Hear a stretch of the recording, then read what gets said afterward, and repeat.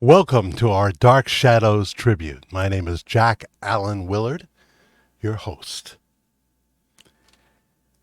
In 1966, a groundbreaking daytime serial hit the airwaves on ABC television.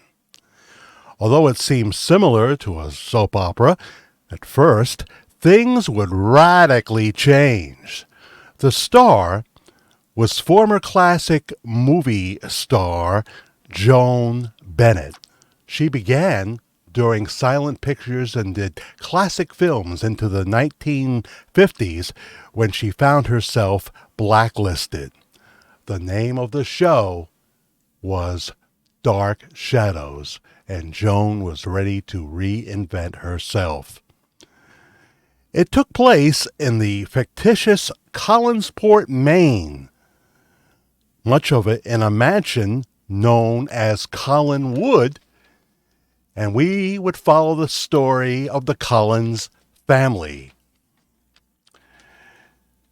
Increasingly well-known Broadway and regional theater actor Louis Edmonds was tapped to be part of the Collins family.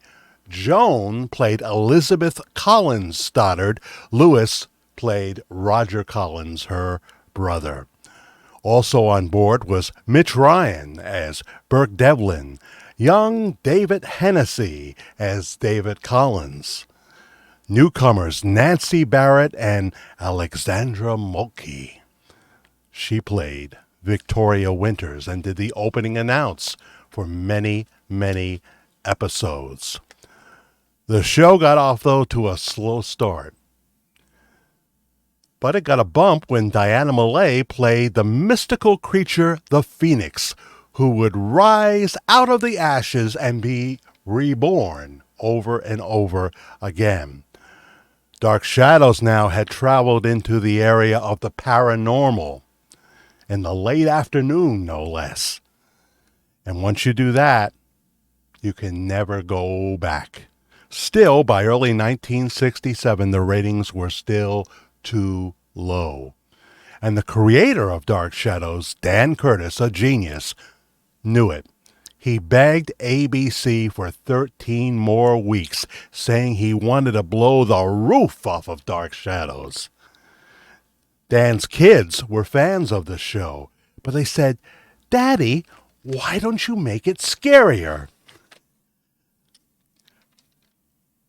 So in March of 1967, Dark Shadows introduced the audience to Barnabas Collins, played by Canadian stage actor Jonathan Frid, and the rest is history. The show that was near cancellation in late 1966 would go on to be one of the most successful shows ABC ever had, peaking in the daytime a couple of years later, around 68, 69, with 27 million viewers. They had well less than a million in 1966. Jonathan Frid, with help from some very, very gifted people surrounding him, took the show to number one in the time slot and to 27 million viewers, making Dark Shadows a phenomenon which eventually would sweep around the world. When it would finally lead to being syndicated, few years after it left air, it would be something that would last forever. Dan Curtis, who did War and Remembrance and many other things, said, "I now realize that the thing that's forever, the thing I will be most remembered for, is Dark Shadows." In 2022, there is a huge fan base for this show. It is timeless. It survives the test of time. There have been throughout the year, there have been conventions both in Tarrytown, New York usually, and out on the West Coast. I didn't become a Dark Shadows fan to the pandemic.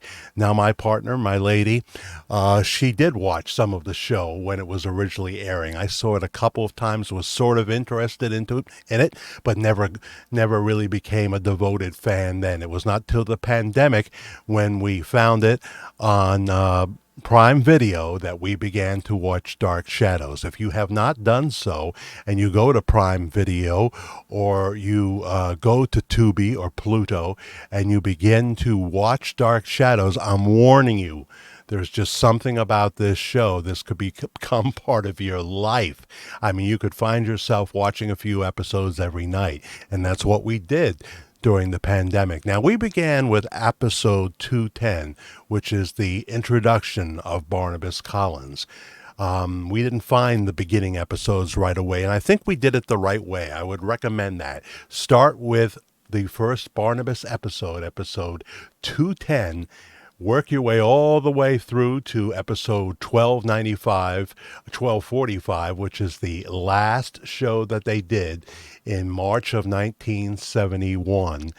And then go and watch the beginning episodes from 1966. You'll be more receptive to what is called the beginning if you start, I believe, with the Barnabas Collins episode in 2000, episode 210, episode 210. We have continued to watch. We are now in the third time around. And I never saw this as some dark occult show. It's more tongue-in-cheek, yet it was not campy. Jonathan Frid played Barnabas Collins just like he was playing Shakespeare on stage. In every performance, he gave his very best. And they were live to tape, which means unless somebody fell down the stairs, unless it was a total disaster, they would not stop, because back then they were one of the first shows to use videotape. Very expensive to do so. And they didn't want to stop. So Dark Shadows is known for some very, very funny bloopers. We have brick walls that shake. We have trees that shake. We have styrofoam tombstones that sometimes fall down and what have you as the actor brushes by them. But it is... You don't mind, because first of all, to watch a show like Dark Shadows, you have to allow yourself to be transported into another world. And many fans are so in love with Collinwood, they never want to leave. They always want it to be part of their life. So once you start watching, you may find yourself hooked. Let me show you some of the other people from Dark Shadows, the legends of Dark Shadows. There are so many. We are introduced to Willie Loomis on Dark Shadows, played by the late, great John Carlin. John died in 2019. He would go on to win an Emmy playing the sheriff in Cagney and Lacey.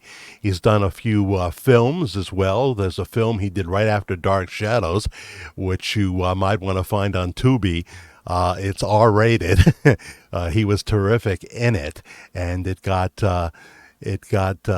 exposure all over the world. John got a lot of exposure in that movie, but that is John Carlin, who played the second Willie Loomis. He replaced an actor, and he made the role his own, and he is beloved. He was a beloved character and went to many of the fan conventions I'll talk about.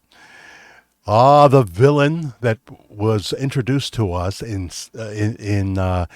1967, what Dan Curtis wanted to do is he wanted to go back in time to the beginning before Barnabas was a vampire. He wanted to tell the story of how Barnabas Collins became a vampire. And the villain, the witch, of 1795, who would be seen on many episodes once they came back into more current time, was Angelique. Angelique, played so wonderfully by Lara Parker. After Dark Shadows was over, she went on to Hollywood. She was in Save the Tiger with Jack Lemmon. She did a lot of television roles, but she said, "I never knew it then, but the biggest role I ever had already passed when I got to play Angelique." Here's another picture of Lara Parker, the Dark Shadows beauties I'm showing you now. We've already showed you Catherine Lee Scott, and I will again. Nancy Barrett, such a gifted artist. Like Lara, she is still with us in 2022. That's, I think, on the grounds of Lyndhurst Mansion in Tarrytown. She played a number of roles. She played the daughter of the Collins family, Carolyn, and she played many other roles, including a Pansy Faye character that was absolutely fantastic. She had many, many special moments on Dark Shadows. Of course, the star was Joan Bennett. Now, she didn't appear in a whole lot of episodes, maybe less than half in any given year, but she was a force when she was there. That's her as a movie star, the late, great Joan Bennett. And here she is as she looked on Dark Shadows. Oh, there were a lot of things to be frightened with that was going on in Collinsport, Maine, especially at Collinwood. And another Dark Shadows beauty. Oh, yes. The lovely Victoria Winters, Alexandra Moltke. Her first acting role. Here she is. Vicky. Victoria Winters. Just incredible actors that captivated the audience day after day. And by the time Jonathan got there in 1967, the show began to rise. Catherine Lee Scott, who I showed you a younger picture of, she said that, they were down there at 53rd and 8th. 53rd and 8th. This is Catherine back then with Joel Crothers, who played Joe Haskell on the show. He would later go on to be in Edge of Night. But she said that after Barnabas showed up, if not prior to that, they would be leaving the studio about 5, 6 o'clock in the afternoon, and they would notice there was a few teenagers hanging around. And they would come up for autographs, and they would talk to them and what have you. But then a couple of teenagers grew to 100, grew to 200, grew to sometimes as many as 500 kids with their parents blocking the street. At this point, it was a sight to behold. The fan mail became so huge, so big, that they had to get a company to start answering the fan mail. Now, Jonathan Frid was brought on as Barnabas Collins just to be a temporary character, someone who would come on for a few months and would scare people as the vampire, and then that would be it. And one day, Jonathan Frid is standing in the studio, and he sees Dan Curtis, the big boss, coming at him with what looks like a stack of papers, and he says, "Oh boy, they're gonna fire me. I'm being cast out, and here comes the paperwork." And Dan Curtis walked up to Jonathan Frid and handed him a stack of paperwork, and said, and Jonathan said, "What's this?" And he says, "That's your fan mail, That's your fan mail. It was incredible. And Jonathan became one of the most recognized people about town. It led to appearances all over the country on the weekend, eventually with David Selby, who joined Dark Shadows in late 1968. They would go to malls, they would go to airports, they would go to downtown. It was crazy. It was crazy. Jonathan would dress as Barnabas Collins, and one time he climbed up on a hearse and they paraded him around as he sat up waving atop a hearse. And when they would go to the mall appearances, David Selby would join him, and it was like the Beatles were there. It was absolutely phenomenal. The writing from people like Ron Sproat was just fantastic, and Sam Hall and Mr. I can picture his face because he was the guy who said that to Dan, once you go supernatural, you can't go back. The Dark Shadows theme, by the way, written by Robert Colbert and performed by the Robert Colbert Orchestra. The Dark Shadows theme, and you can find that. You can find these images. You can purchase them online in many cases. You can purchase the images, and it is well worth doing so. Some more pictures for you.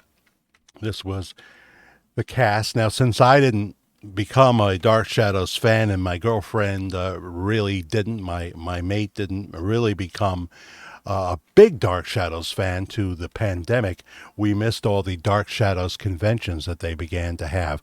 Because once the show hit syndication, it was reborn.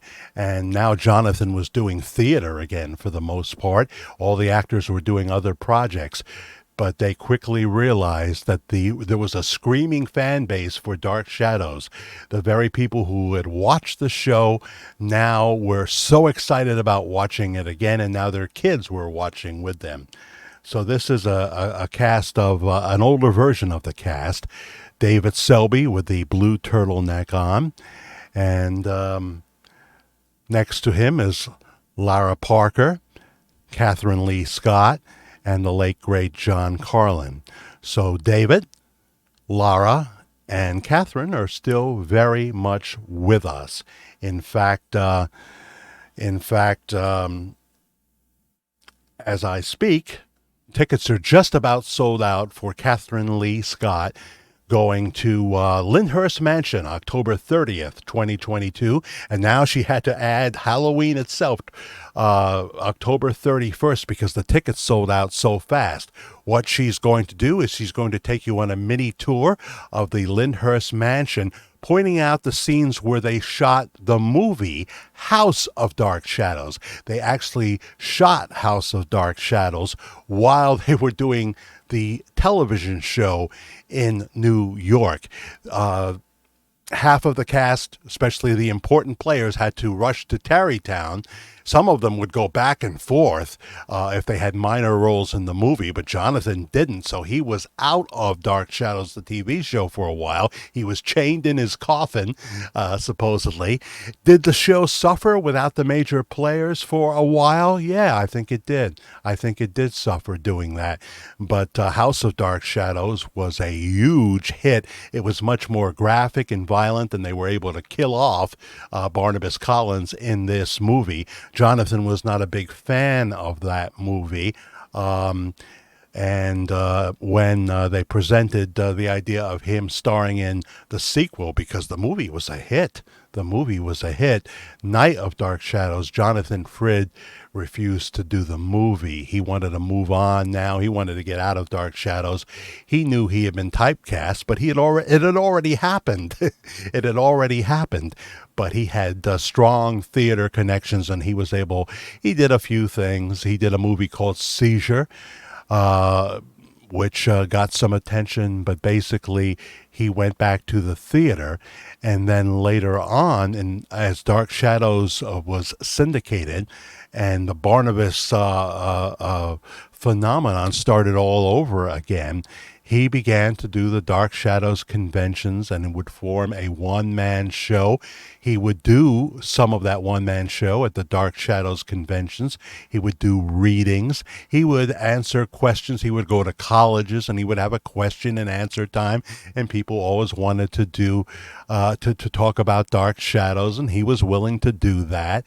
He did Arsenic and Old Lace with Gene Stapleton, Gary Sandy, and the late great Corporal Agarn, Larry Storch from F Troop. He was in it too. But when it was time to leave the theater, most of the kids and the adults were out there to see Jonathan Frid.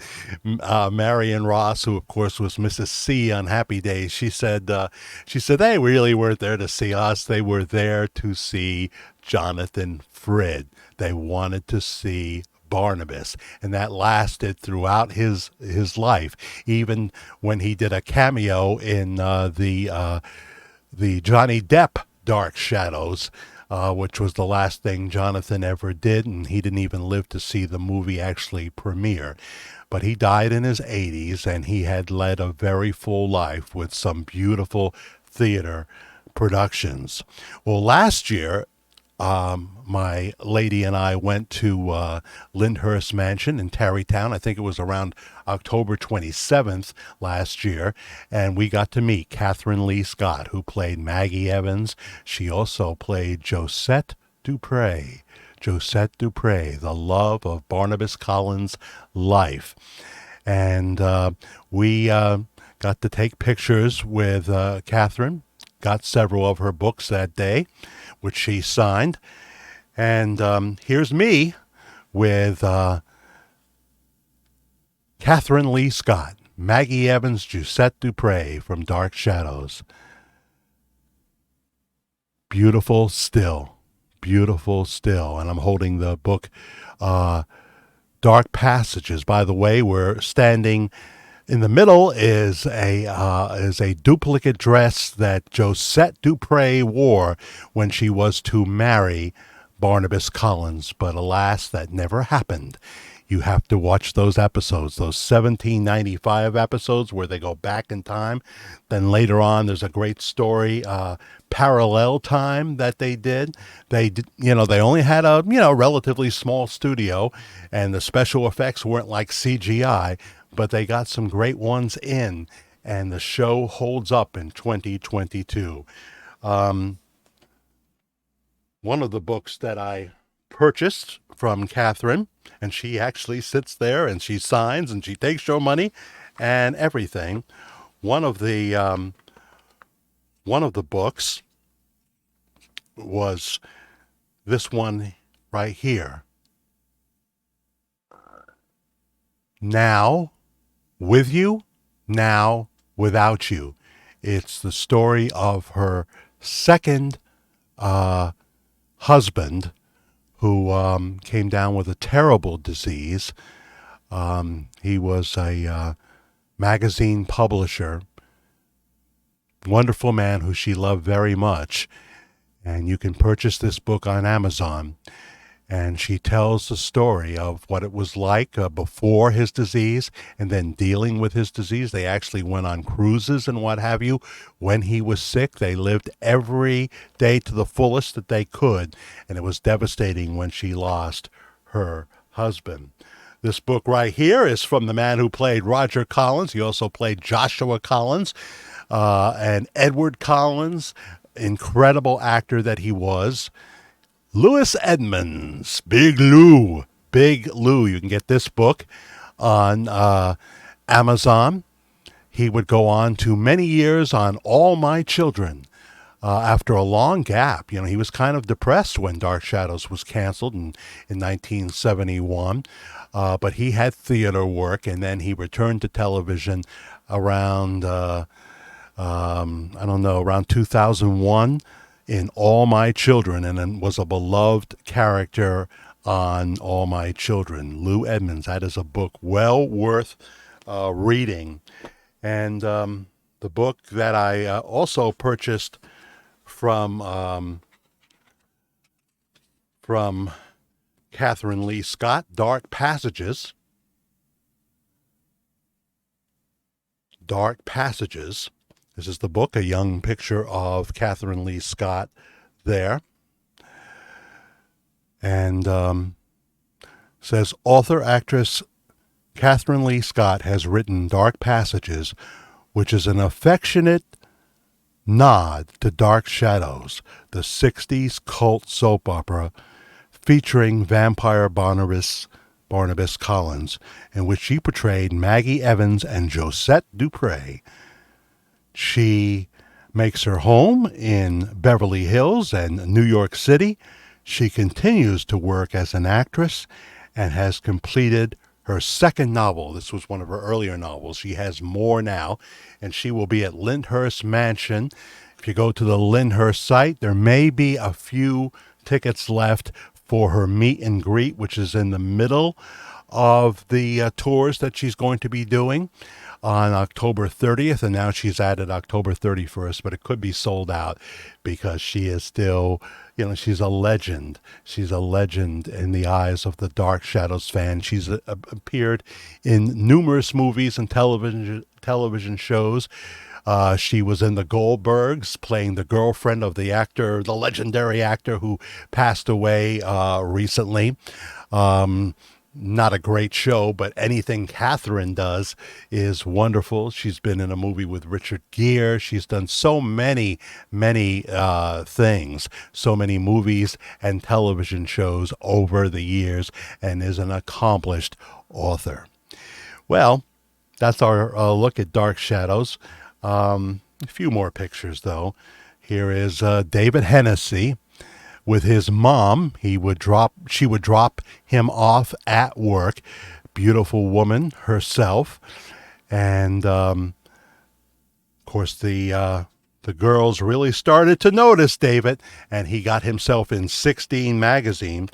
Here he is, David Hennessy, arriving at the studio for work with Denise Nickerson, who would go on to play the Blueberry in Willy Wonka and the Chocolate Factory. She would also do, and you can find this on YouTube, a great movie with Denise Nickerson and Lee Grant called The Neon Ceiling. The Neon Ceiling. But she retired from acting after a while. She died tragically in 2019 after she had a stroke.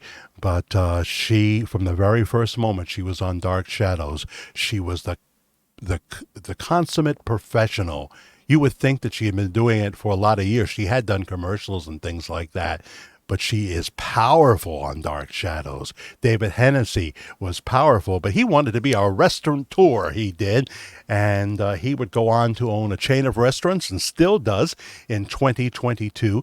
He was born the same year as yours truly. I'm about 5 or 6 months older than him. I was born in March of 1956, and David Hennessy was born in October of 56, so he will be joining the 1960, he will become 66 years old next month in October of 2022. I'm recording this on Labor Day 2022, by the way. Oh yes, a lucky fan. The girls would line up outside the studio. Here's a picture of a young lady, Doreen, getting to meet her idol, David Hennessy. David Thayer, oh man, he played so many characters on Dark Shadows, including Count Petofi. You will love Count Petofi because it is played by one of the very best actors that ever walked the planet. His name was Thayer David. His real name was David Thayer, but there probably was already a David Thayer, so he went with Thayer David. He plays first Matthew Morgan on Dark Shadows, then he goes to the character I love the most, Ben Stokes, in 1795. You have got to see that. Do I sound like a Dark Shadows fan? I am. And I thank you for watching our tribute to Dark Shadows right here at the Virtual Church of the Disillusioned. Comment here, and also my personal email, jackthefairguy, F-A-I-R, jackthefairguy @gmail.com. We'll talk to you soon.